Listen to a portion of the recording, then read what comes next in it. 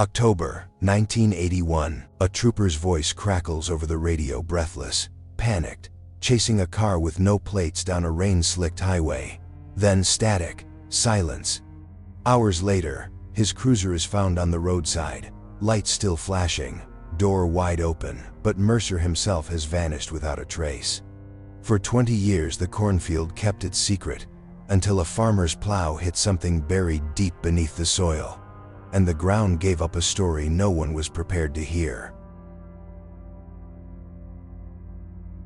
The night was heavy, the kind that presses down on the world with a weight you can't quite name. Cold wind slithered through the skeletal trees lining Route 67, and rain light at first tapped against windshields like fingernails. At 12:17 a.m., a crackle of static broke through the silence of the police dispatch room. Faint at first, then louder, urgent. A voice, caught between calm and panic. Unit 432. In pursuit. Northbound. Suspect vehicle black, no plates, speeds increasing, requesting backup. The operator responded, but there was no reply. Before we step further into the storm-soaked fields of Dark County, following the ghostly signal of Trooper Mercer's final call and the trail that led him beneath the earth, please take a moment to like this video and subscribe to the channel. Your support allows us to keep unearthing the stories. Time tried to bury the unsolved routes. The names faded from reports, the echoes caught in static and soil. Every subscription helps us keep these lost voices alive just a little longer, so they're not swallowed again by silence. What you do here may feel small, but to the memories waiting beneath the fields, it means everything. Thank you for remembering with us. Just more static, then a brief stammer of breath, wind howling across the receiver. A second transmission followed, less coherent, more frantic. Subjects, swerving. No lights. Took the cut-through by Miller's farm. Roads muddy, barely visible. I can't see him anymore, heading toward tree line. And then, nothing. Not a sound. Not a final sign-off. Just a hollow hiss that stretched into minutes. It was Trooper Daniel Mercer's voice, and it would be the last time anyone ever heard it. They say the road was cursed long before Mercer's tires ever touched its wet gravel. Locals tell of sightings, strange figures standing still in the fog. Headlights swallowed whole by shadows. Stories whispered, passed between bartenders and long-haul drivers over lukewarm coffee. But stories don't show up in police reports. Mercer did. By all accounts, he was disciplined, quiet, deliberate. 10 years on the force, never missed a shift, didn't take risks. But that night, something pulled him off the paved grid of duty and protocol. Something or someone drew him into the dark. The cruiser's GPS, a primitive unit by today's standards, logged his last known location near an unmarked farm road, a path that shouldn't have been drivable in that weather. The file ends abruptly, mid-transmission, mid-turn. Officers were dispatched within the hour. What they found was Mercer's patrol car, engine still warm, lights still spinning in slow, mechanical circles, painting the trees in red and blue like a dying heartbeat. The driver's side door was open. His flashlight lay in the mud. But there was no sign of him. Not a print, not a drop of blood, not even the scuff of a boot heel. Only his badge, resting neatly on the seat, as if placed there on purpose. The logs would show it as a disappearance in the line of duty. Official records cite the weather, terrain, possible foul play. But ask anyone who stood on that roadside that morning. The sergeant who held Mercer's soaked badge in his shaking hands, or the dispatcher who replayed his final call again and again, hoping to catch some missed detail, and they'll tell you something else entirely. They'll talk about how the woods seemed to breathe that night, how the trees leaned in like they were listening, how the air smelled different like rust or something older. Some say Mercer got lost. Others think he stumbled into something he was never meant to see. But the truth, whatever it is, vanished with him. Swallowed whole by the night, the rain, and a silence so complete it still echoes, even now, 2 decades later. Darkey County, Ohio, its name already sounded like a warning. A place of long silences and longer shadows, where time felt slowed and the land seemed to hold its breath. In 1981, it hadn't changed much from decades prior. Weather-worn barns leaning into the wind, fields stretching endlessly, and gravel roads that disappeared into woods as dense as memory. At night, there was no hum of traffic, no neon glow. Only the occasional headlights of a lone trucker cutting through the black, and the sound of crickets swallowed by trees. On October 14th of that year, the sky was a shifting bruise of gray by sundown. Locals had felt the storm coming not in the clouds, but in their bones. Rain fell with hesitation at first, fat drops like warnings that dotted the dry earth, then vanished. The wind carried the scent of turned soil and distant smoke. By midnight, the roads were slick with rain, and the landscape had folded itself inward, muffled by fog and the hush of something gathering. It was on one of these back roads, Route 67, narrow and poorly maintained, that Trooper Daniel Mercer began his final patrol. The road itself was a snake, coiled tightly between dying cornfields and leafless trees, its surface fractured by frost and time. There were no lights to mark the way. Power lines, where they existed, bowed under their own weight. The only illumination came from Mercer's headlights as they cut through the mist, beams shaking slightly over uneven asphalt. He had driven these roads for years, knew the way puddles formed in the same places, how the wind turned just before a clearing. But this night felt different. Colder. There were no animals scurrying in the brush, no owls watching from telephone poles, just silence, complete, unnatural, like the world had stopped breathing. The storm had arrived in earnest by the time Mercer saw the vehicle. A black shape, barely visible, without taillights. No plates, speeding, reckless. It blew past the county line marker like it wasn't there. Mercer flipped on his siren, more out of instinct than expectation. The other car didn't slow. It seemed to melt into the rain, its tires throwing up mud, as it turned off onto the narrow access road near Miller's farm, a path Mercer knew was rarely used, mostly by kids chasing trouble or hunters chasing deer. And then came the call, sparse, distorted by weather and emotion. He radioed in his pursuit, voice tight, breath-catching. There was a strange tension in his tone, not fear, exactly, but a quiet urgency, as if something was wrong beyond the chase. Dispatch tried to respond, but interference crackled like dry leaves on the line. The last words anyone would hear from him were spoken somewhere along that muddy road, swallowed almost immediately by static and storm. What happened next is known only to the trees, the mud, and the sky that bore witness. By morning, the rain had stopped, and the county wore a new silence, one deeper than before, a silence laced with absence. A cruiser stood abandoned just off the road, its tires half sunk in wet earth, its roof glistening with rain. But the man who had driven it into the dark, he was nowhere to be found. The tape begins with static, not the kind that hums in the background, but the raw, crackling sort that makes the skin on your arms rise. It fills the empty spaces between the words like a presence always there, just beneath the surface. Then comes a voice. Clear at first, clipped with the cadence of training. Unit 432, in pursuit. A beat. Black sedan, no tags, no visible occupants. Another pause.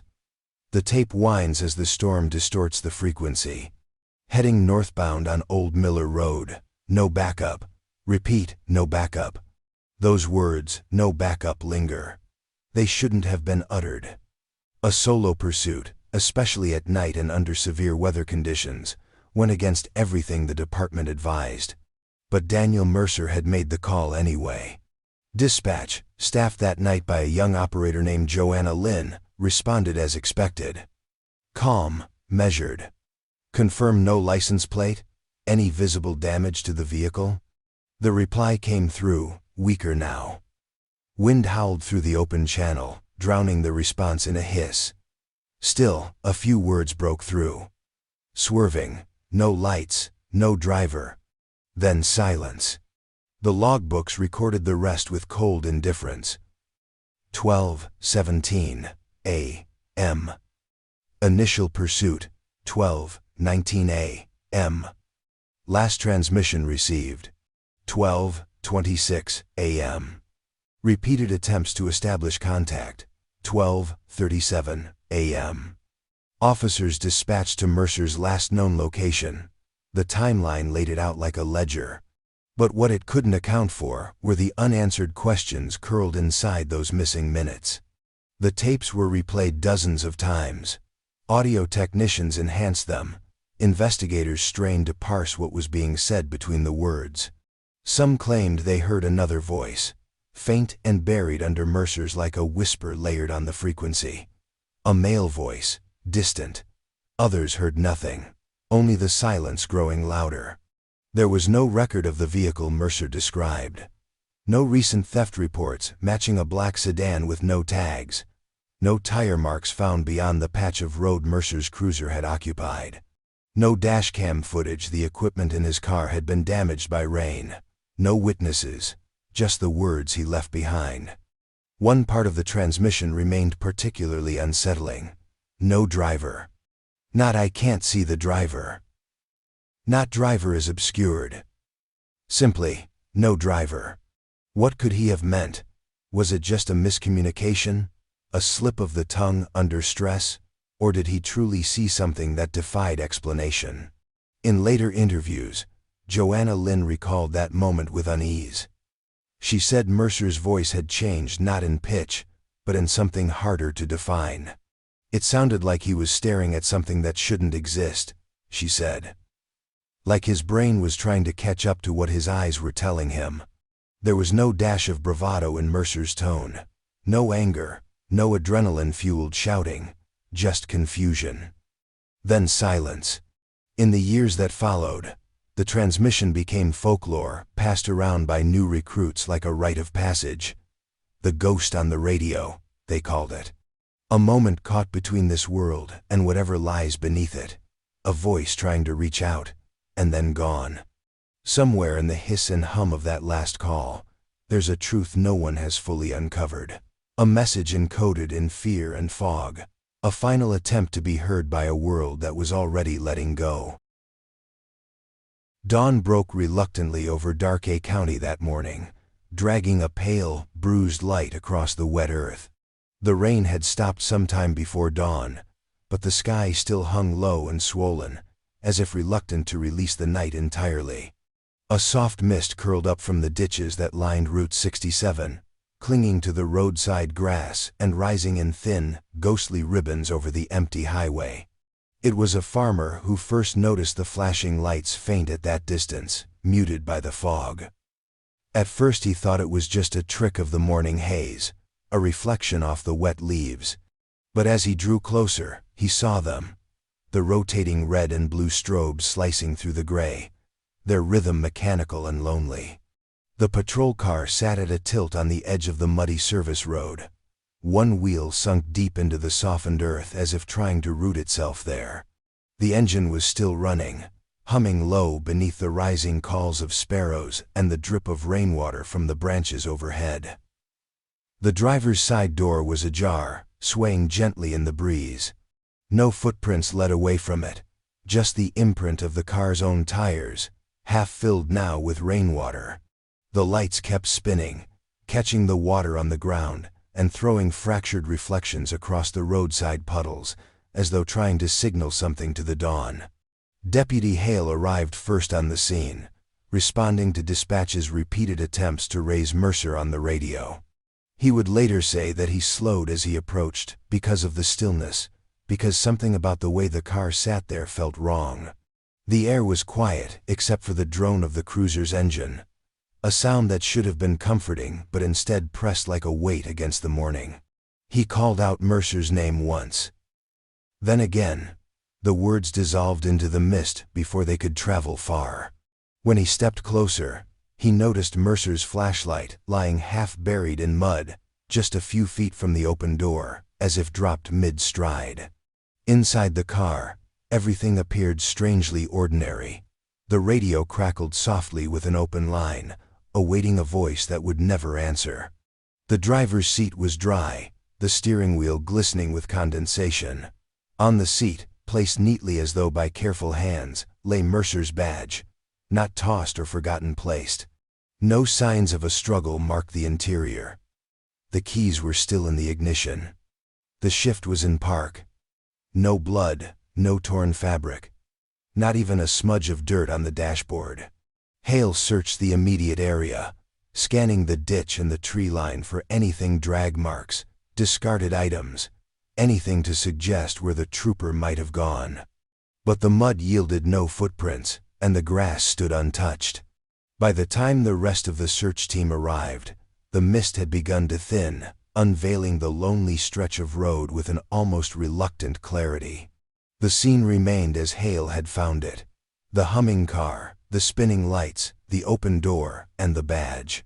One of the older deputies remarked that it felt less like an abandoned vehicle and more like a stage set after the actors had vanished between acts.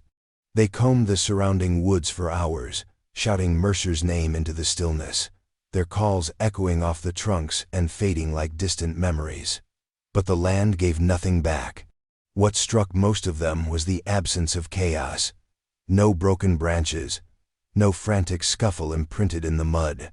It was as if Mercer had simply stepped out of the car and evaporated into the damp morning air, leaving behind the badge as the only proof he'd ever been there at all. When the engine was finally turned off, the sudden silence felt heavier than the noise. It settled over the road, over the deputies standing shoulder to shoulder by the car, over the badge gleaming faintly in the dull morning light. More than one of them admitted later that they couldn't shake the feeling they had interrupted. Something arrived just moments too late to witness whatever had happened. Something unseen but deliberate. The report filed that day was clinical, stripped of the unease that haunted those who stood by that idling car. It recorded the facts. Patrol unit located at 6:43 a.m., engine running, lights engaged, door open, badge recovered on driver's seat, officer not located. But the men who were there would carry a different record in their memories. The slow sweep of red and blue lights across the wet trees, the hollow hum of an engine with no driver, and the oppressive sense that the land itself had closed over Mercer's absence like water sealing shut after a stone sinks beneath the surface. The first days after Mercer's disappearance were alive with noise sirens cutting through the quiet backroads, helicopters skimming low over fields still slick with rain, reporters crowding the county sheriff's office with questions no one could answer. Search parties gathered at dawn and pushed out into the woods in ragged lines, their flashlights cutting narrow tunnels through fog. Every rustle in the brush made them pause, hoping for a sign, a sound, a trace of the man who had vanished. By the end of the first week, they had scoured the farm roads, drained a shallow pond near Miller's property, and combed the cornfields down to their broken stalks. They found nothing, no uniform cap snagged on a branch, no torn fabric, no prints leading further than a few muddy impressions beside the cruiser. The land seemed determined to give up no secrets. His colleagues kept searching long after the official efforts wound down. Trooper Alan Rhodes, who had trained with Mercer at the academy, stayed out until well after midnight most nights, walking the perimeters of the forest with a lantern and a sidearm, certain he would find some overlooked path. But as autumn slid into the hard freeze of December, the search parties dwindled to a handful of weary officers and a few determined locals. The fields grew bare and the trees skeletal. Every step crunched on frost, echoing too loudly in the emptiness. For Mercer's family, the waiting became a second kind of loss. His sister, Claire, came to the sheriff's office almost daily that first month, carrying a thermos of coffee for the deputies, as if her presence might keep them from giving up.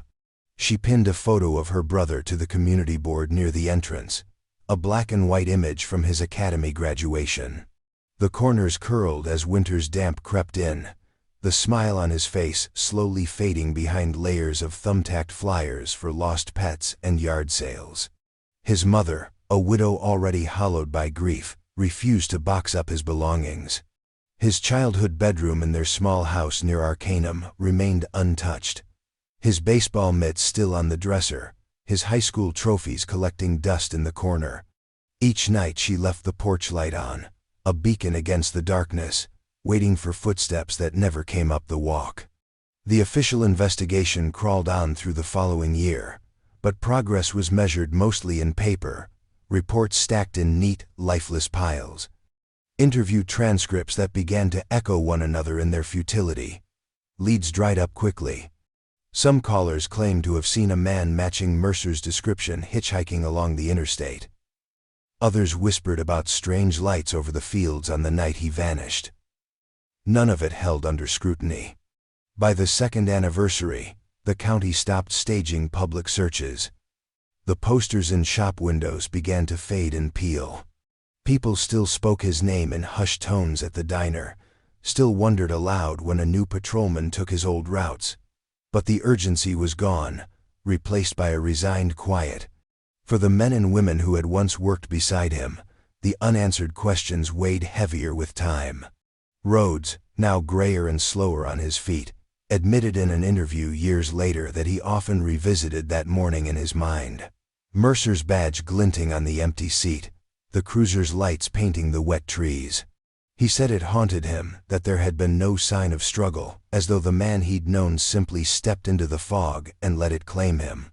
As the seasons turned and 20 years unspooled, the case became a fixture in the department's archives, a cold file with a single, haunting line at the bottom of the summary: status, missing. Presumed deceased. The October wind that had swept across the cornfields that night seemed to carry his name farther each year, until even it, too, fell silent. What remained was absence silent, unmoving, a hollow space in the lives of those who had waited for his return, and found only the echo of their own unanswered pleas.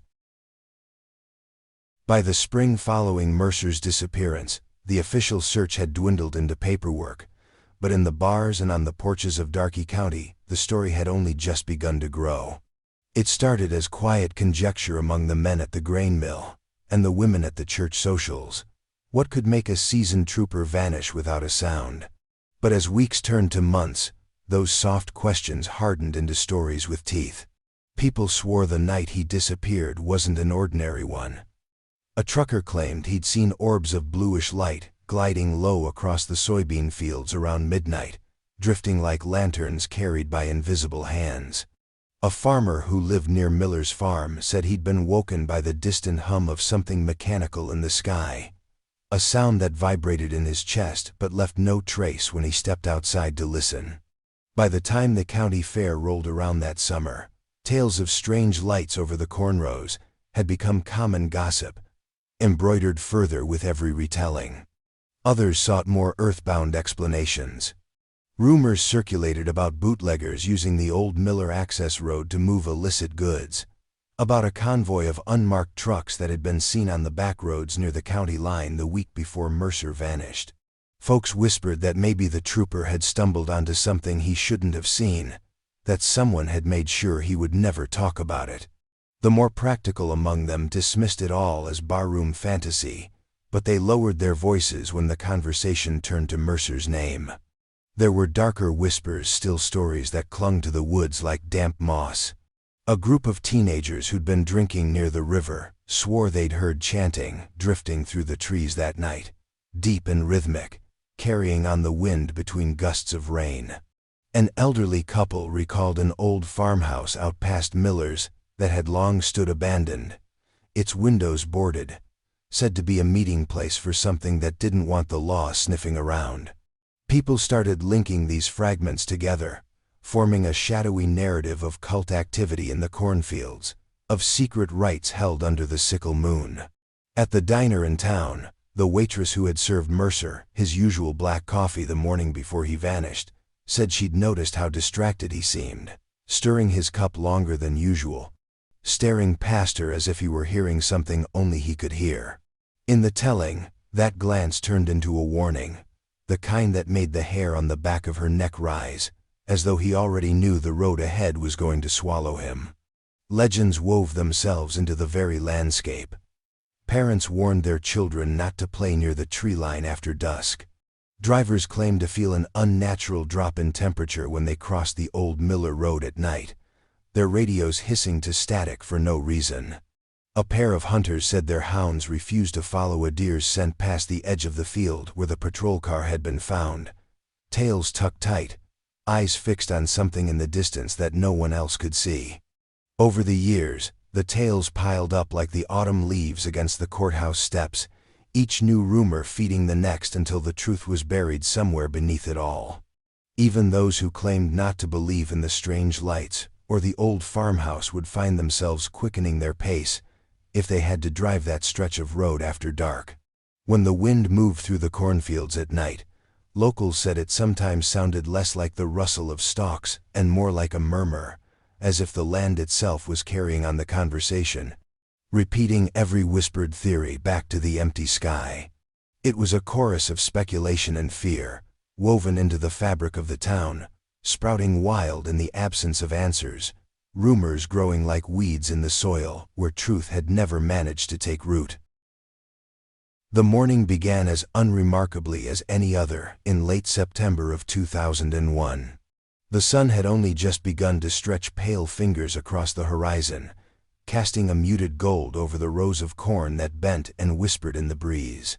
Farmers in Darkey County were accustomed to the long, rhythmic hum of tractors at dawn, their engines a kind of heartbeat that carried through the fields. Jacob Ellis, a man who had spent nearly his entire life coaxing crops from the same soil, was guiding his old John Deere along a familiar stretch near the northern edge of his land. The stalks there were high and brittle, the earth hard-packed beneath the tractor's weight after a summer of heat and dry winds. He had no reason to think this day would be any different. The work was tedious but predictable. Drive the line, turn the blade, let the machine chew through the stubborn stalks and reveal the clean rows beneath. But a few hours after sunrise, just as the light grew sharper and the air began to lose its morning chill, the tractor jolted to a stop with a metallic thud that rattled Jacob's bones. He thought at first he'd struck a rock or an old fence post long buried by time. He climbed down, wiping sweat and dust from his brow, and stepped carefully through the rows. There, just beneath the churned-up soil, something rusted and curved jutted out at an odd angle. He crouched and brushed away the dirt with a calloused hand, revealing a surface smoother than a fence post should be, cold despite the warmth of the Sunday. His breath caught when the outline of a car fender came into view, a relic, corroded by decades underground. The soil had given way in patches, revealing more. A wheel rim, a shard of glass dulled by age, the corner of a license plate too far gone to read. Jacob straightened slowly, scanning the horizon as if expecting someone else to appear, though the nearest neighbor was miles away. Curiosity turned to unease when he noticed something pale lodged between the mangled remains of the metal frame. At first, he thought it was a piece of wood, bleached by the elements. But when he brushed away another layer of dirt, it revealed the unmistakable curve of bone, fragile and hollowed by time. The breeze that carried across the field seemed to still for a moment. Jacob stepped back, his boots sinking slightly into the softening earth.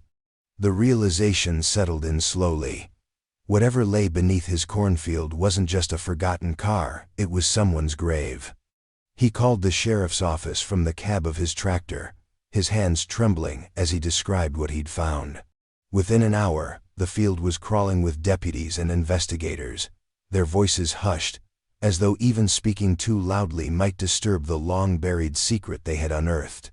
As they dug further, the outline of a patrol cruiser emerged, its once white doors now mottled with rust, its roof caved in where years of soil and roots had pressed down on it. Nature had done its work, binding the car to the earth, weaving tree roots through the frame like veins reclaiming an old wound. When they opened the warped door, the smell of damp soil and something older seeped out. The remains inside were skeletal, slumped against the driver's seat, as though waiting to finish the shift he had started 2 decades earlier. A few scraps of uniform still clung to the brittle bones. On the chest, beneath the shredded fabric, an oxidized badge caught the sunlight that filtered weakly through the corn. Jacob stood a few yards back, his cap in his hands, watching as they carefully lifted the bones from the soil. He thought about how many seasons he had planted over that spot, how many storms had passed above without anyone realizing the secret the earth had been keeping.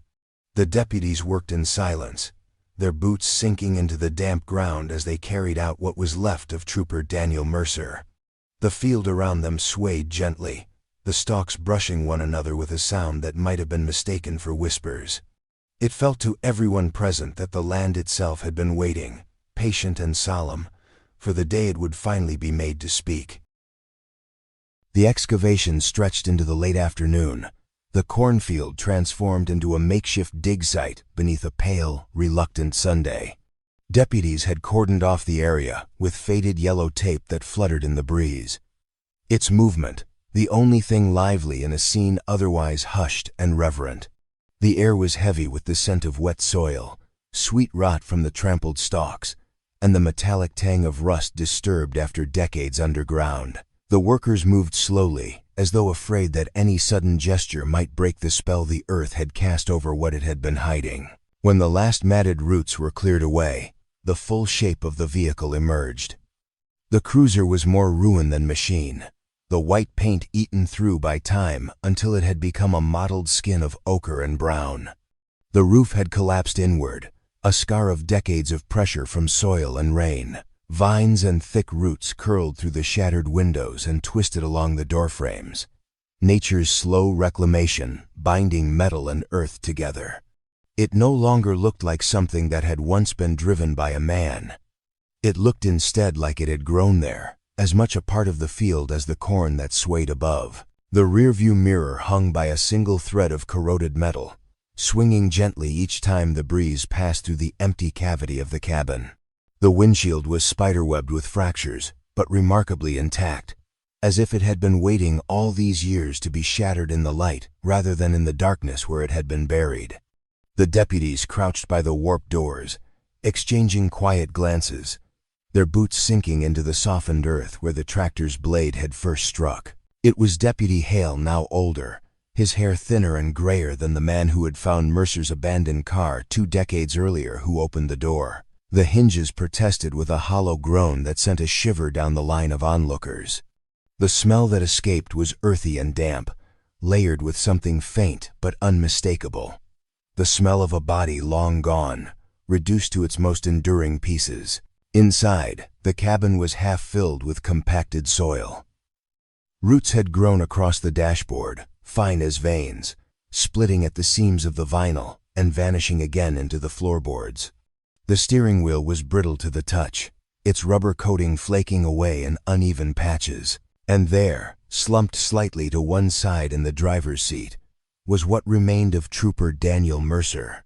The bones were mostly intact, arranged in the posture of a man who had been sitting patiently at his post all these years, hands resting limply at his sides. The remnants of his uniform clung in faded strips across the ribcage and shoulders, the color leached out by decades of moisture and time. The metal of his belt buckle was tarnished, but still recognizable, a dull gleam beneath the dirt. Pinned to the tattered uniform, against what had once been his chest, was the trooper's nameplate. The letters were dulled but legible, the groove still sheltering flecks of silver. It read simply, Mercer. No one spoke for a long time. Even the rustle of the corn at the edge of the taped perimeter seemed to have quieted. Some of the deputies had worked the original case as rookies, their memories of Mercer not as an unsolved file, but as a fellow officer who used to nod a polite good morning when he came off the night shift. A crime scene photographer stepped forward at last, the shutter clicked sharp and alien against the soft hum of the field. Each flash illuminated Mercer's skeletal face for a split second, hollow sockets reflecting the burst of light as though blinking awake after decades of dark. Jacob Ellis, the farmer who had made the discovery, stood beside one of the cruisers parked at the edge of the field, his hat clutched tight in his hands. His eyes never left the collapsed roof of the buried car. He muttered something under his breath. Later, he'd admit it was an apology to the man who had been under his land all this time. A stranger he had plowed over season after season without ever knowing. The coroner arrived as the light began to fade, her team working with deliberate care to lift the remains. They placed each piece of bone into a body bag as gently as if the man could still feel it, the way one might handle something fragile yet sacred. The nameplate was removed last, wiped clean with the corner of a cloth, and placed carefully into an evidence bag, though to everyone watching it seemed more like a relic than a piece of evidence. By the time the field was empty again, shadows had grown long across the furrows, and the tape flapped loose in the cooling wind. The cruiser sat hollow and silent in the half-light, a shell finally unearthed after 2 decades underground. Its roots torn from the soil, its secret delivered into the open air. The corn swayed gently around it, as if acknowledging that something hidden had at last been surrendered, the ground's long silence broken by the weight of what it had held. The forensic team worked beneath a sky the color of tarnished steel, their breath fogging in the crisp October air as they set up halogen lamps that cast long, skeletal shadows across the cornfield. The car had been carefully winched from its resting place, revealing the hollow it had occupied for 2 decades. A cavity shaped by the weight of metal and bone, lined with damp soil that still clung to the cruiser's flaking paint. It was as if the earth itself had cradled the vehicle in a secret embrace, hiding it from every eye that passed overhead. In the sterile brightness of the county morgue, the bones of Trooper Daniel Mercer were laid out on a stainless steel table, catalogued with the quiet diligence of people accustomed to the stories the dead carry with them. The remains told a tale that didn't align with any ordinary accident. There were no fractured femurs or shattered ribs that would suggest a high-speed crash, no signs of gunfire or blunt trauma. His skull bore no crack, his spine no evidence of a sudden, catastrophic impact. Instead, the forensic pathologist noted faint abrasions on the fingertips of both hands, as though Mercer had clawed at something metal, plastic, soil, long after the car had come to rest. The official report would later list dehydration and hypoxia as probable causes of death. But those words felt inadequate, almost antiseptic. The marks on the fingers hinted at something slower, more deliberate. A man trapped, alive for hours, perhaps days, before the earth sealed him in silence. The thought alone was enough to unnerve the deputies who had carried his bones from the field. Equally confounding was the question of how the car had vanished without a trace from above. Aerial surveys taken during the original search in 1981 showed nothing but neat rows of corn and pasture land. In theory, even in heavy rain and mud, the car should have left a scar on the field surface, a depression, some sign of its descent. But the field had appeared undisturbed, season after season, as though nature had conspired to keep the secret. A geologist called in by the sheriff's department speculated that the heavy rains that night, combined with years of plowing, may have softened a patch of earth over an old drainage sinkhole. Perhaps the cruiser had skidded off the road during the chase, struck the field at the wrong angle, and been swallowed gradually as the ground shifted beneath it. Over time, the farmer's tilling and planting would have leveled the surface, filling in depressions with new soil while the car remained hidden beneath. It was a plausible theory, but one that left room for disquiet. How could a sinkhole large enough to consume an entire vehicle leave so little evidence above ground? There was also the troubling detail of the driver's side window. It had been rolled halfway down, as though Mercer had tried to push it open in those final moments. Dirt was packed into the grooves of the glass where his fingernails had clawed. The image that formed in investigators' minds was a harrowing one, a man alive in the dark, calling out on a radio that no longer reached anyone, hearing only the drum of rain above him and the slow trickle of earth pressing in. Claire Mercer, Daniel's sister, stood in the morgue beside the coroner's table when the identification was confirmed. She stared at the nameplate recovered from his uniform as if it were a piece of her brother returned intact, the only thing that hadn't been worn thin by years beneath the soil. Her voice was barely more than a whisper when she asked the question that had begun to haunt everyone involved. How could we have been standing right above him all this time and never known? There was no answer that satisfied her. The field had been plowed, planted, harvested, and replanted for 20 years. The corn growing tall each summer above an unmarked grave of steel and bone. Children had run laughing between the stalks during harvest festivals. Jacob Ellis had driven his tractor along those same rows year after year, without once suspecting that his machine's wheels passed inches above a buried cruiser. The mystery was no longer just about how Mercer had vanished, but about how the land itself had kept him hidden. As one deputy remarked bitterly, "We weren't just looking in the wrong places, we were standing on top of him." When the field was finally left to the night again, after the car had been towed and the soil smoothed over, it looked as ordinary as any other stretch of farmland in Darkey County. Yet everyone who had seen what lay beneath carried a new wariness. The earth there seemed altered, as though it had learned to keep its secrets well. The wind that moved through the cornstalks sounded different now, less like a rustle and more like a sigh, carrying with it the weight of the years Mercer had spent buried beneath the seasons, unseen but never truly gone. The autopsy room at the county morgue was unusually still that morning, the hum of the fluorescent lights punctuating the low murmur of the coroner's team as they prepared their instruments. On the stainless steel table lay the remains of Trooper Daniel Mercer, fragile now in a way that seemed almost indecent for a man once so solid in uniform. The bones were pale and smooth from their long rest beneath the soil, some still flecked with bits of decayed fabric that clung stubbornly to the ribs and pelvis. His badge, dulled and tarnished but intact, rested in a separate tray, its presence as unsettling as it was comforting. Dr. Eileen Carter, the county's senior pathologist, had expected the autopsy to confirm what everyone assumed, that Mercer had been the victim of some violent end, perhaps dragged off the road, beaten or shot, left to die in the field. But as she began her meticulous examination, that narrative started to dissolve. One by one, the typical markers of a violent death failed to appear. There were no fractures in the long bones to indicate a car crash, no blunt trauma to the skull or chest that would suggest an assault, no bullet wounds or knife cuts, no shattered teeth, no defensive injuries in the finger bones or forearms. What she did find was more haunting.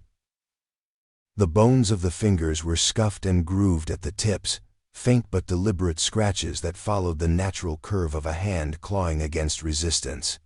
The nails, what little keratin remained, were fractured and frayed in irregular patterns, as if Mercer had dug them into something harder than flesh or cloth.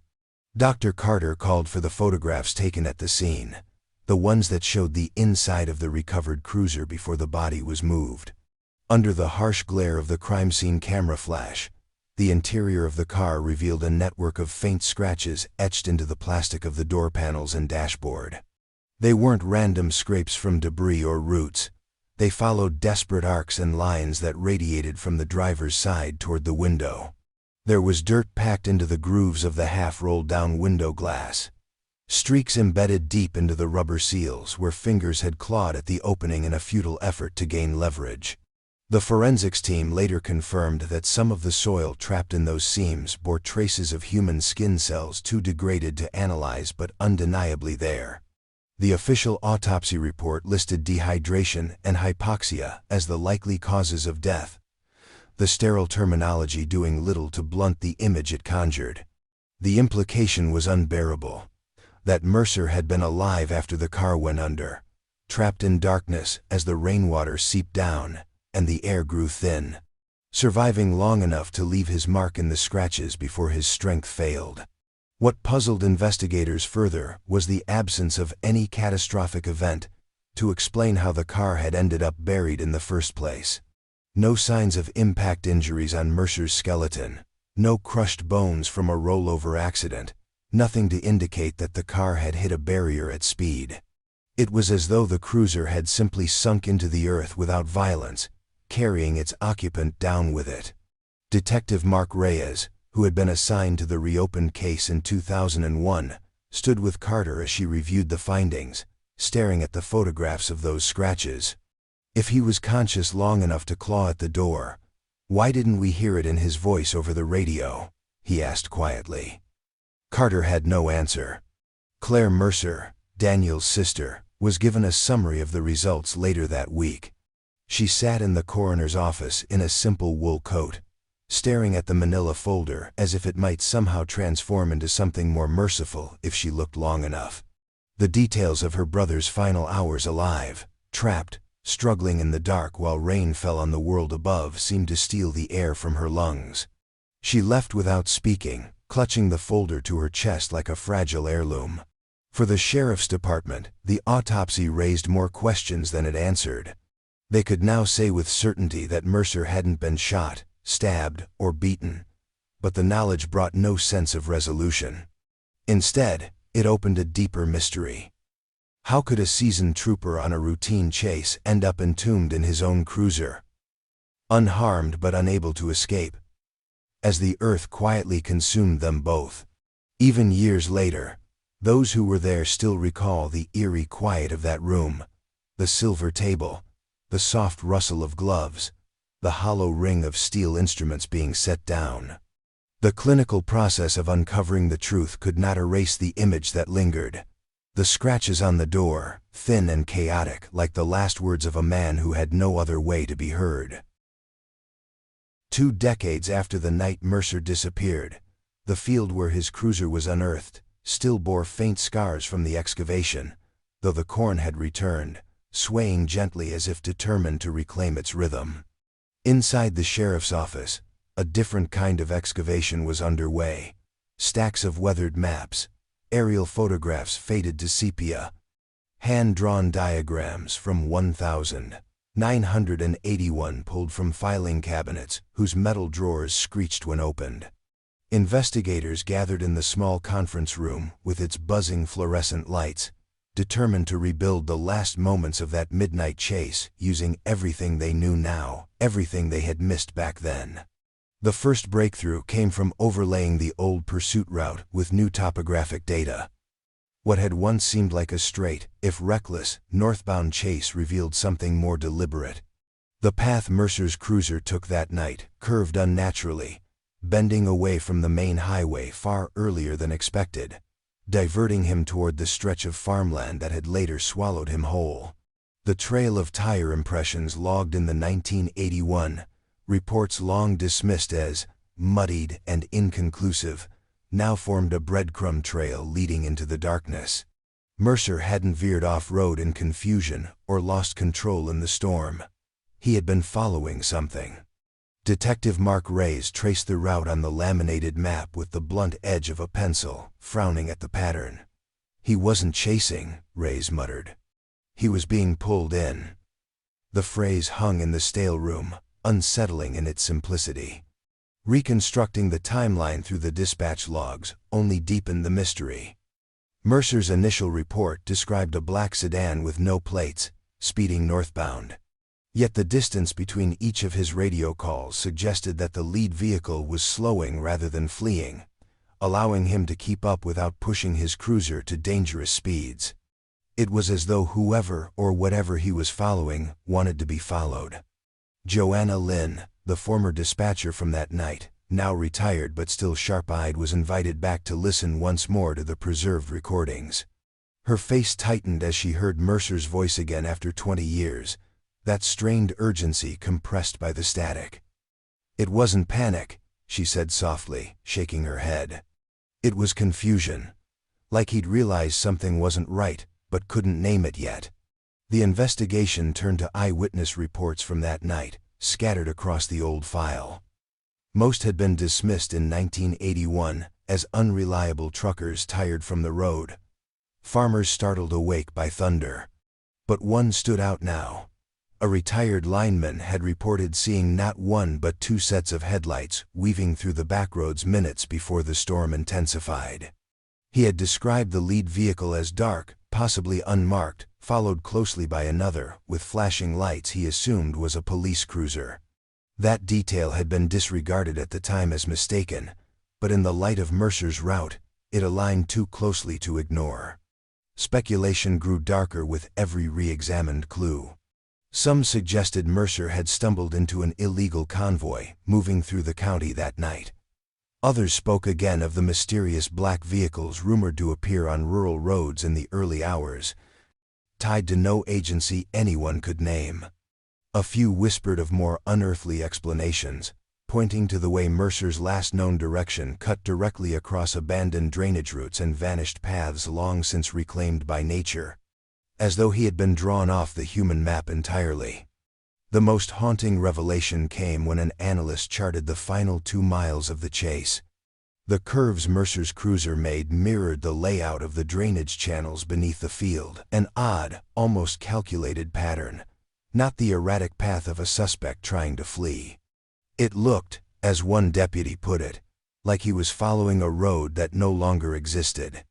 As dusk settled over Dark County during one of their field reviews, the investigative team stood near the edge of the field where Mercer's car had been entombed.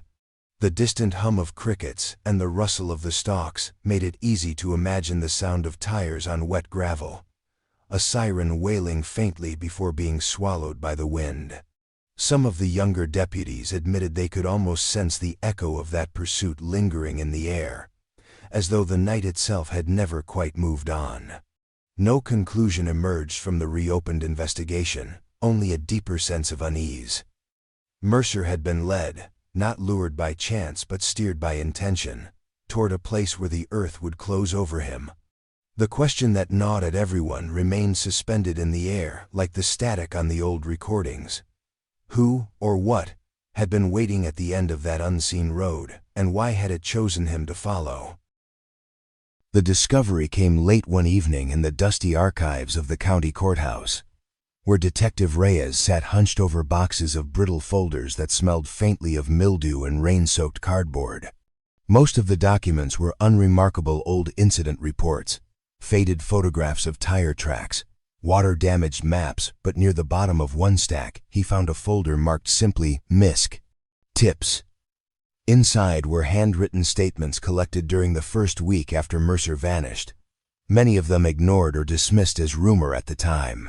Among the pages was a report that stood out, a statement from a farmer named Irwin Shaw, dated October 15, 1981, just a day after the chase. Shaw claimed he had been driving his pickup home from a late-night grain delivery when he saw 3 dark vehicles traveling in close formation on the county backroads. It had been raining, he wrote, and their headlights were dim, almost deliberately so. The lead vehicle appeared to be a large sedan, followed by 2 others he described as boxier, taller, like trucks without logos. He'd assumed they were part of a convoy transporting equipment, but something about the way they moved silent, steady, unhurried, unsettled him enough to mention it to the sheriff's office. At the time, the report had been set aside. There had been no evidence to suggest such a convoy existed, and in the flurry of the early investigation, it was dismissed as a misperception. But in 2001, with Mercer's cruiser now recovered from the field, that detail gained a darker significance.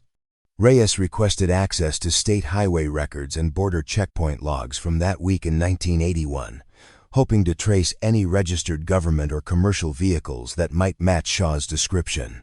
None were found. A second statement surfaced, this one from a retired telephone lineman who had been repairing downed lines near the county line that night. He recalled seeing what he thought were 4 vehicles moving slowly across an access road. 3 dark shapes and a 4th with a faint red glow near the roofline, which he assumed was a police light. The rain and distance blurred his view, but he remembered clearly that none of the vehicles bore visible plates. He described one of them as unmarked, military, with a matte finish that reflected almost no light. These accounts were accompanied by several brief tips from truckers and rural residents who, in the nights following the disappearance, claimed they'd seen pairs of black sedans idling near crossroads or slipping silently onto unlit service roads. All had been logged as hearsay, never corroborated by patrol units or dispatch records. The more Reyes and his team pieced together these forgotten reports, the clearer a strange pattern became.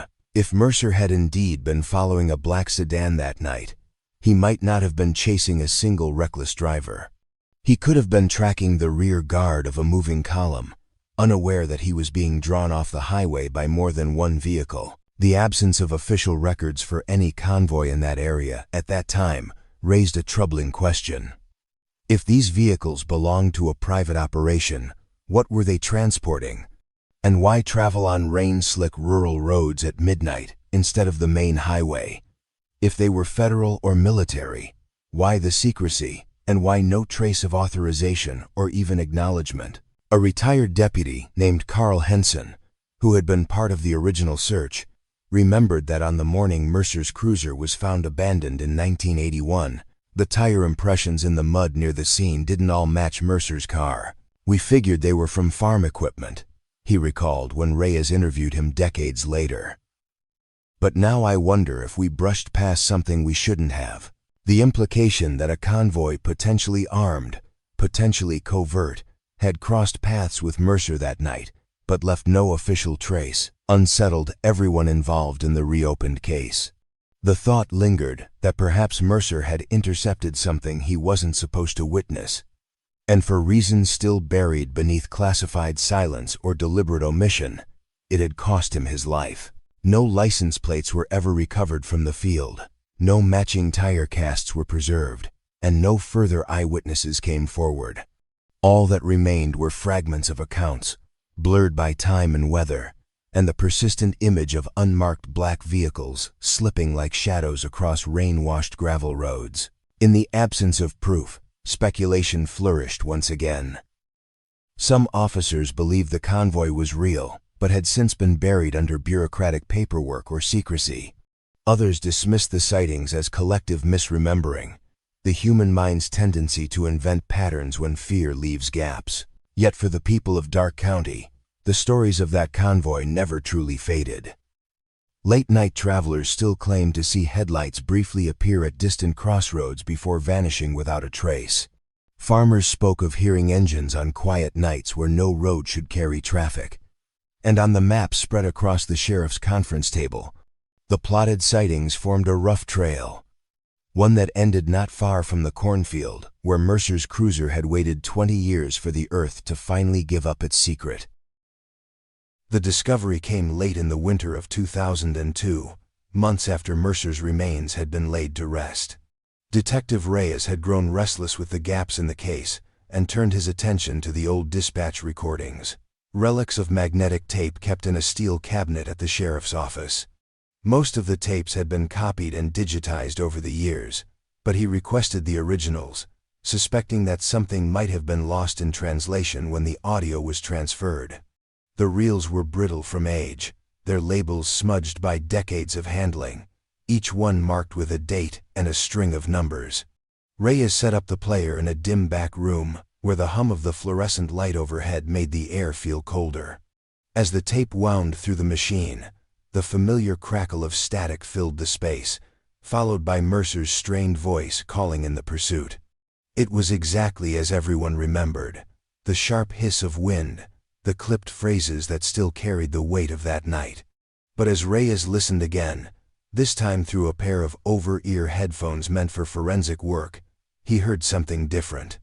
It was not part of Mercer's call and not the usual interference of a storm-distorted signal. It came in low, buried beneath the static like a sound trying not to be found. He rewound the tape, played it again. The moment passed just after Mercer's second transmission, the one where he'd mentioned the suspect vehicle swerving. In the fraction of silence before the next burst of static, Reyes caught it, a thin, almost serpentine whisper, the kind of sound that seemed to press against the edge of hearing. "Stop following." 2 words, nearly lost in the hiss. The consonants were softened as if spoken from a distance, distorted by a metallic undertone that suggested neither a clean radio signal nor a human voice carried by air. Reyes froze, replaying it again and again, adjusting the volume, trying to convince himself it was just an artifact wind against the microphone, a glitch of magnetic tape degrading over decades. But the more he listened, the less it sounded accidental. There was cadence in it, intention in the brief pause between the words. He brought the tape to an audio specialist who agreed to isolate the frequency. Using filters to strip away the white noise, they amplified the whisper until it was unmistakable. The expert frowned, leaning back in his chair. "This isn't feedback," he said finally. "It's a voice. Low, but a voice." When played for Joanna Lynn, the retired dispatcher who had been on duty that night, her reaction was visceral. She gripped the edge of the table, staring at the player with wide eyes. "There was never anyone else on that line," she whispered. "I was the only one responding to him." She insisted she hadn't heard it during the live transmission, though she admitted that storm interference and Mercer's own urgency had kept her too focused to notice anything beneath the obvious. The discovery unsettled the entire department.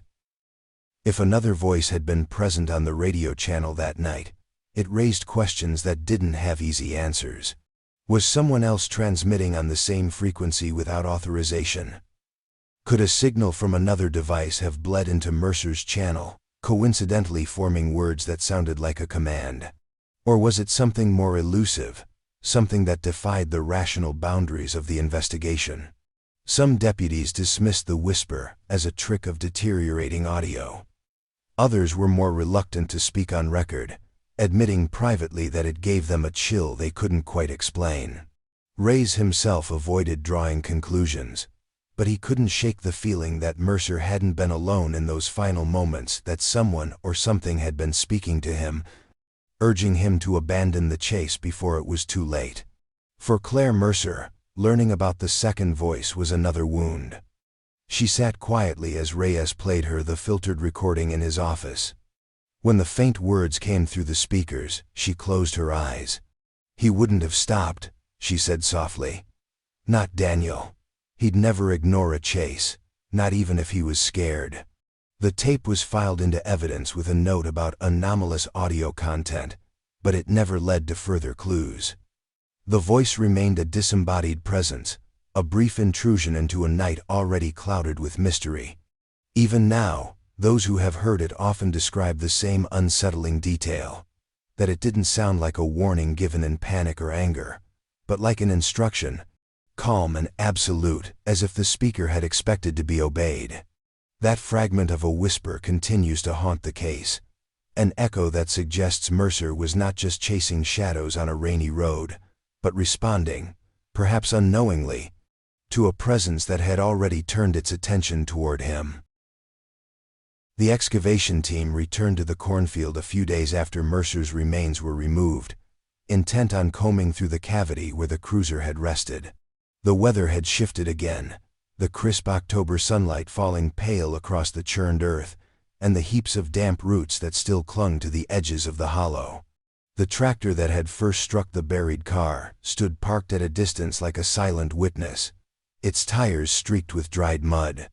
The deputies worked slowly, aware that the smallest disturbance might erase something that had lain undisturbed for decades. Shovels and trowels replaced heavy machinery, as they sifted through the soil beneath where the car had sat, the air around them thick with the scent of overturned earth. The first discovery came early. A fragment of metal caught the light as the soil was brushed away. At first it appeared to be a bent piece of piping, but when one deputy lifted it, the object revealed itself as Mercer's old police radio. The casing was warped and cracked, its antenna bent at an unnatural angle, as if it had been crushed under pressure long after it stopped transmitting. The buttons were jammed with dirt, their numbers barely legible. A few feet away, buried deeper in the sediment, another glint of rust emerged. This time it was smaller, and when unearthed, it proved to be a single key, its bow etched faintly with the insignia of the Dark County Sheriff's Department. The shaft was brittle with corrosion, its teeth worn dull by the years beneath the soil. No one could say what it had once unlocked, likely a lockbox from Mercer's cruiser, perhaps a drawer from the precinct. But its presence beneath the car rather than inside it raised questions about how it had ended up there. The most curious find came last. As they dug closer to the center of the cavity, a deputy's trowel struck something solid but hollow, a muted thud beneath the loose dirt. They cleared the soil carefully to reveal a small metal box about the size of a lunch pail, its corners rounded and edges sealed shut with some kind of adhesive long since dried and cracked. The box bore no markings, no tag, no initials, nothing to suggest its origin or purpose. Its surface was pitted and discolored by rust, yet it remained surprisingly intact. When they pried it open, the hinges creaked in protest, flaking rust into the cool air. Inside, they found only one item, a roll of undeveloped 35mm film, still sealed in its original canister. The plastic cloudy, but intact enough to protect the fragile celluloid within. The discovery drew an immediate hush from the gathered deputies and forensic technicians. There was something unsettling about such a small, personal object, lying untouched for 20 years in the soil beneath a buried patrol car. An object that might hold, even after all that time, the final images of the man who had vanished there. The canister was handled with the kind of care usually reserved for evidence in homicide cases. A technician brushed the remaining dirt from its grooves with a soft cloth before slipping it into a protective sleeve. The rest of the box was empty, save for a thin layer of silt and a few dried roots that had found their way inside through hairline cracks in the metal. Back at the lab, the film was treated as though it were a relic recovered from a shipwreck. The team debated whether the exposure to moisture and time would have erased any images, but the lead technician insisted on attempting development, arguing that sometimes even degraded film can cling to fragments of its captured light. For Detective Reyes, the discovery of the crushed radio and the rusted key added weight to the sense that Mercer's final night had been more complex than a simple disappearance. The radio's shattered frame suggested a struggle, or at least a desperate attempt to call for help. The key, found outside the cruiser's interior, hinted that something had been locked or unlocked before the car was claimed by the Earth. The unmarked box, however, remained the most haunting artifact. Who had placed it beneath the car? Had Mercer himself hidden it there in those last frantic hours, or had someone else left it as a message or a warning? As evening fell over the cornfield once more, the excavation site was finally cleared, leaving behind a scar of darkened soil where the car and its secrets had been unearthed. The corn around the edges whispered in the wind, as if the land itself was exhaling after the long-held burden. Beneath the lowering sun, the deputies packed away their finds, uncertain whether they had uncovered answers or only more layers of questions buried in the dirt of Dark County. The film canister was delivered to the State Forensic Lab in Columbus, where it sat for a week in a climate-controlled chamber to acclimate before technicians dared attempt to unspool it. Time and damp had stiffened the thin strip of celluloid to the brittleness of dry leaves, and the technicians worked beneath red safe lights, their gloved hands steady as surgeons'.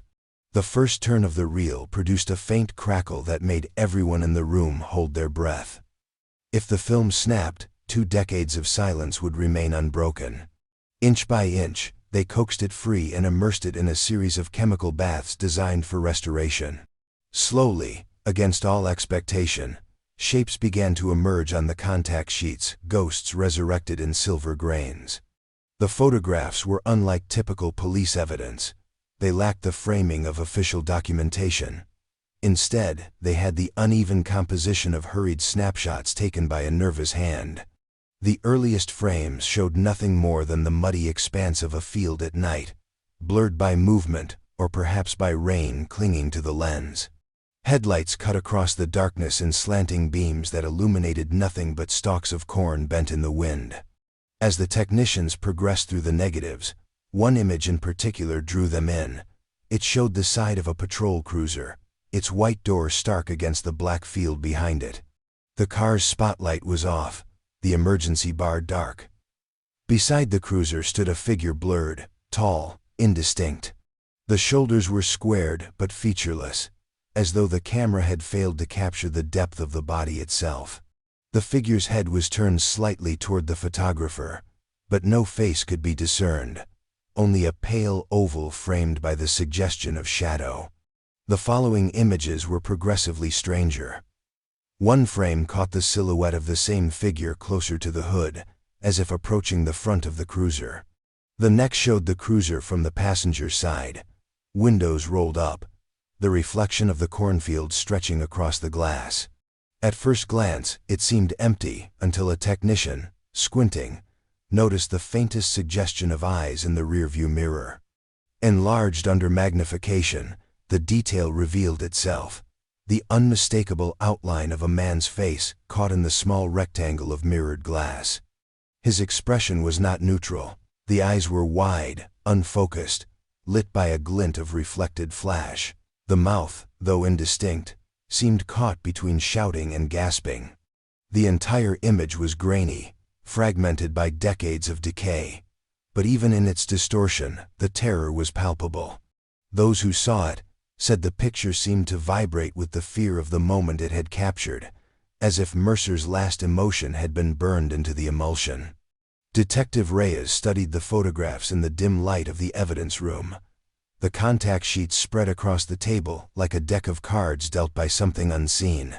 He lingered longest on the image of Mercer's face in the mirror, his hand resting lightly on the edge of the print, as though afraid to disturb the fragile impression. The presence of the figure outside the car, blurred yet undeniably human-shaped, complicated every theory he had built.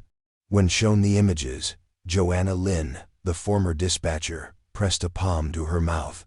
"He was alive when that was taken," she murmured, pointing to the eyes in the mirror. "He must have known, whoever that was." She didn't finish the sentence. Experts were called in to analyze the negatives. Some suggested the figure could have been an artifact of motion blur or double exposure, perhaps even a trick of light against the wet glass of the cruiser. But none could explain the consistency of the silhouette across several frames, or the way it seemed to change position in relation to the vehicle. The question of who had taken the photographs was never answered. No camera was found in the buried cruiser, no trace of photographic equipment among Mercer's effects. The possibility that Mercer himself had taken them seemed unlikely. He appeared in one of them, caught unguarded in the mirror. That meant there had been a third presence in the field that night, holding a camera and recording events that were never meant to be seen. For Claire Mercer, receiving copies of the restored photos was a private torment. She kept them in a sealed envelope, saying later that the worst part wasn't the shadowed figure beside the cruiser, but the look in her brother's eyes, a look that suggested he had realized too late that something had gone terribly wrong. The photographs became the most haunting pieces of evidence in the reopened case. Grainy, imperfect windows into a night that had resisted every attempt at explanation. They offered no clear answers, only the certainty that Mercer had not been alone, and that in his final moments someone or something had stood in the dark beside his cruiser. Claire Mercer lived in a small clapboard house on the outskirts of Arcanum, its paint sun-faded and peeling, the porch light perpetually burning through the night. When Detective Reyes arrived for the interview, he found her in the kitchen at a square wooden table worn smooth by years of use. A half-finished mug of tea sat cooling beside a stack of unopened mail. The walls bore photographs of family gatherings from decades earlier. Daniel, in his academy uniform, smiling stiffly beside their mother, a younger Claire in a sundress with her arm looped through his. The photographs had begun to yellow at the edges, their cheerful expressions out of step with the stillness that now hung in the room. Claire was in her early 50s by then, her dark hair streaked with silver, her posture drawn in as though years of grief had settled into her shoulders. She spoke softly, with the careful enunciation of someone who had learned to measure her words, perhaps from years of retelling her brother's story to people who stopped asking for updates long ago. She began by describing Daniel as a boy, serious even then, inclined to order and fairness, the one who stayed behind after school to help teachers stack chairs. He always wanted to make things right, she said, her fingers tracing the rim of the teacup. The conversation soon turned to the years after his disappearance. Claire admitted that the first few months had been the hardest, not only because of the absence but because of the silence that settled over the investigation once the headlines faded. She recalled making phone call after phone call to the sheriff's office, often speaking to deputies who were polite but distant, telling her they were following leads that never amounted to anything. I could hear it in their voices, she said, eyes fixed on the tabletop. They had already decided he wasn't coming back. They stopped looking too soon. Her hands tightened as she described the unanswered letters she sent to state agencies, the clipped responses she received from officials who assured her every effort was being made. Each winter, she marked the anniversary by driving to the edge of the cornfield where his car was later found, parking by the roadside as if proximity could conjure a revelation. She left small things there: a ribbon from his academy graduation, a pocket prayer book, a pressed wildflower from their mother's garden. Claire admitted to recurring nightmares that began in the second year after he vanished. In them, she saw Daniel standing knee-deep in water, pounding on a glass barrier she couldn't break, his mouth moving silently as though he were calling for her help. Sometimes, she dreamed of his cruiser's headlights bobbing in the darkness, moving away from her, no matter how fast she tried to run. I'd wake up with the sound of rain in my ears, she said, even if it wasn't raining outside. When the news finally came that his body had been found, buried beneath the field all along, Claire said the nightmares changed. In the new dreams he no longer called out, but stood motionless, half in shadow, as if resigned to something beyond her reach. She found little comfort in the discovery, saying it only deepened her grief to know he had been so close all those years, hidden beneath the soil she had stood on countless times. Reyes asked if she blamed anyone. She shook her head slowly, then after a pause, admitted, I blame myself sometimes. I thought if I kept calling, kept pushing, maybe they'd have looked harder. Maybe they wouldn't have closed the search so soon. I should have gone out there myself. Her voice faltered then, her eyes glistening though she didn't cry. The interview closed on a quiet note. Claire said she kept Daniel's badge and nameplate in a small wooden box beside her bed, along with a folded map of the county with a single route traced in red pen, the last route he drove. I still call his number sometimes, she confessed, offering a faint, sad smile. It's disconnected, but I like to hear the silence after the tone. It feels like I'm talking to him, just for a moment. As Reyes left the house, the porch light glowed against the encroaching dusk, casting a dim halo over the steps. It struck him that the light was not for herself but for a brother who could no longer come home. A beacon left burning year after year, as if to remind the dark that someone was still waiting. The envelope arrived without a return address, slipped beneath the glass door of the sheriff's office, one rainy afternoon in March 2002. It was a plain manila folder, its corners soft from being handled too often. The flap secured with a single strip of brittle tape. The receptionist who found it thought at first it was a piece of mislaid mail, but when Detective Reyes opened it later that day, he recognized the weight of something that had been hidden deliberately. Inside was a single typed memorandum, dated the 13th of October 1981, one day before Trooper Mercer vanished. The letterhead bore the insignia of the county's interagency task force, though the watermark was faint, as though the paper had been copied too many times. The document warned of operational overlap in Dark County during the night of October 14th, referencing a federal entity by acronym only 3 letters, obscure and unfamiliar, one Reyes couldn't immediately place. The memorandum advised local law enforcement to exercise caution on rural routes after midnight, noting that unauthorized engagement with field personnel may compromise the integrity of ongoing surveillance efforts. There was no signature, only an illegible set of initials at the bottom and a stamped directive, not for public release. A handwritten note, added later in ink that had bled slightly over the years, read, "File to be logged post-operation. Hold until contact established." Reyes stared at the page for a long time before passing it to the sheriff. The sheriff, a man who had been a rookie deputy in '81, went pale as he read. Neither of them had ever seen the document during the original investigation. A search of the county archives turned up nothing, no duplicate copy, no reference to an outside operation, no record that the file had ever been entered into evidence. It was as though the memorandum had existed in the margins of the case, waiting 2 decades to resurface. The detective began digging through the chain of custody logs from 1981, tracing the names of clerks and junior officers who had worked in the records department that year. Most had retired or passed away. One, a former clerk now living in a nursing facility, recalled vaguely that there had been talk of a special task team coming through town that autumn, but he couldn't remember details.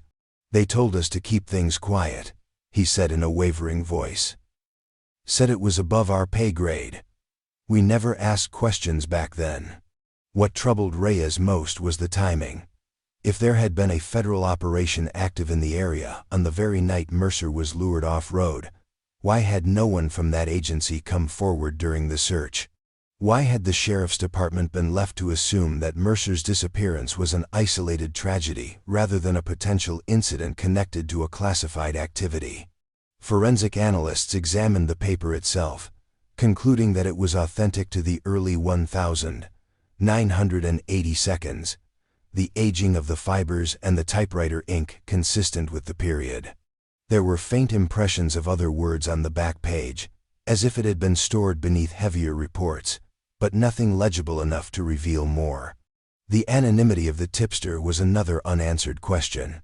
Reyes suspected it had come from someone inside the department, perhaps a retiree wrestling with guilt, or someone recently granted access to old boxes in storage, but no one stepped forward to claim responsibility. When he interviewed Claire Mercer about the discovery, she listened in silence, her fingers tightening around the edge of her sleeve. "You're telling me they knew something was happening that night and didn't warn him?" she asked at last, her voice quiet but edged with anger. "All those years I thought it was just bad luck. And now you're saying he might have been in the wrong place because someone else put him there." The sheriff ordered a discreet inquiry into whether any federal requests for coordination had been made that month, but the inquiries returned only polite refusals to comment and form letters stating that records of certain activities could neither be confirmed nor denied. It was the kind of bureaucratic stonewalling that left the deputies more unsettled than any conspiracy theory. Late that evening, Reyes sat alone at his desk reading the memorandum again, studying the words operational overlap. The phrase implied not an accident but an intrusion, 2 lines of duty intersecting in a way that had never been disclosed. The note about compromised surveillance efforts suggested that the roads Mercer patrolled were not empty that night but occupied by others whose presence remained undocumented. He wondered whether the black vehicles described in witness statements had been part of this undisclosed operation, whether the unmarked military-style truck had been escorting something more sensitive than contraband. The cornfield looked almost ordinary again by the autumn of 2002. Its rows straight and gold beneath a sky stretched thin and pale. The raw wound left by the excavation had been plowed smooth and seeded over, yet the ground still felt unsettled, softer in places, as though the soil remembered what it had held. New stalks rose in precise lines, but they seemed thinner near the center, their leaves curling inward as if reluctant to grow too close to the place where the cruiser had once rested. Detective Reyes returned alone one late afternoon, parking his sedan on the shoulder of the road and walking the familiar path between the rows. The air was crisp, the kind of quiet that belongs only to open country where distant machinery hums faintly, but the wind is the loudest voice. He paused at the rough center of the field, where a subtle dip in the earth betrayed the hollow that had been dug out to recover Mercer's car. The weeds there were brittle and dry, crumbling beneath his boots, and he felt the strange weight of standing above what had once been the lid to a tomb. The harvest had stripped the field bare, leaving a patchwork of broken stalks that rattled in the breeze. The sunset came low across the horizon, gilding the stubble in a copper light that flickered as the wind passed over. Reyes stood with his hands in his pockets, looking at the space as if it might speak now that the years of secrecy had been unearthed. But the field, as ever, kept its silence. Camera crews arrived at dusk to film a closing segment for the documentary chronicling the case. They moved with muted efficiency, their cables trailing over the soil, lenses glinting in the fading light. A boom mic hovered in the air like an awkward bird as the narrator rehearsed his final lines under his breath. When the red light on the camera blinked on, the wind caught just enough to ripple the weeds, creating the illusion of movement in the background, as if the field itself shifted restlessly under observation. In the distance, the first lights of farmhouses blinked on, soft points of warmth on the flat horizon. It was a reminder of how close the world of families and evening meals had always been to the site of Mercer's disappearance, how ordinary life had continued just beyond the reach of a man's final desperate struggle. As the crew adjusted their angles, Reyes drifted a few steps away, standing with his back to the camera, his silhouette outlined by the last strip of sunlight. He thought of the photographs found in the unmarked box, the blurred figure beside the cruiser, Mercer's terrified eyes in the rearview mirror. He thought of the unfiled memorandum warning of operational overlap, and of the voice on the dispatch tape that whispered, "Stop following." Each piece of the puzzle lay scattered like seeds on the wind, none of them sprouting into something that felt like truth. The narrator stepped forward, his voice low and deliberate as he spoke to the lens. He described the empty field, the buried car, the unanswered questions. He told of the long years Mercer had spent beneath the seasons, hidden beneath the very earth his colleagues had searched over. His words floated over the field like a benediction, heavy with the weight of a mystery unresolved. Then came the closing question, the one that lingered in the air as the camera focused on the patch of soil where nothing now remained but stubborn weeds and dry stalks. His tone shifted to a near whisper, the kind that draws in those listening as if confiding a secret meant only for them. "What chases a man?" he asked, his eyes fixed on the horizon. "Until the land swallows him whole?" The camera lingered on the empty space, holding the shot longer than felt natural, until the light dimmed to blue and the first stars pricked through the sky. In that stillness, there was the sense of an answer lying just out of reach, as though the earth beneath their feet knew but had chosen to remain silent. When the filming wrapped, the crew packed their gear quickly, eager to leave before the dark settled completely. Reyes was the last to walk back to the road. He turned once to look behind him at the shadowed rows of corn, the furrows dissolving into the night. The breeze whispered through the stubble, carrying with it the smell of damp soil and the faint sound of something unseen shifting in the distance. No monument marked the place. No sign warned passers-by of what the land had once held. It was only a field again, as it had been for decades, quiet, ordinary, patient. But for those who knew, the emptiness itself had become a memorial, and every gust of wind across the rows seemed to carry the echo of sirens and static, a reminder that some stories remained buried, their answers folded deep into the roots of the earth.